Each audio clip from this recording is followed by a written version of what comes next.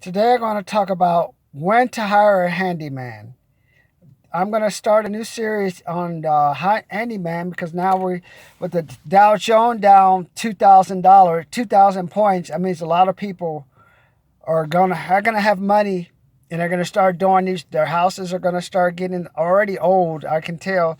There's a house across from me. There's like 7 cars parked in front of it, and I'm sure if I call on the phone, someone will tell me, "Oh, I want to save my car house for a baby."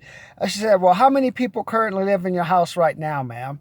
6 of us. How many bathrooms? So you're talking about a 4-bedroom house, 2 bathrooms, 6 people living in it. You think the house is going to be more? Just think of that as being a car. Just think of that as a car. For example, instead of thinking of your house, thinking of a car. Say you own a Mercedes and you have 6 people driving that Mercedes every day for the next 5 to 6 years, and then you decide to sell it. That's what your house is going to be. You have 6 to 7 people in that house living there, using it up, and then in 6 years, you're going to sell it. Now, how much do you think you're going to actually get? Are you going to get more for that house with having so many people live in it, or less? Do you think the economy will give you the maximum amount? Are there enough jobs or enough resources around you?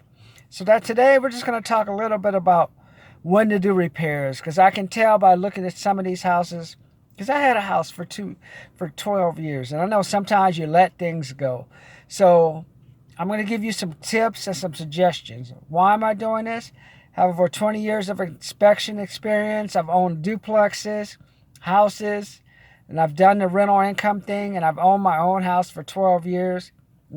So we're going to just talk a little about handyman and contractors, and then I'll talk about how to pay a contractor, how to select a contractor. But today, we're going to talk about when to hire a contractor.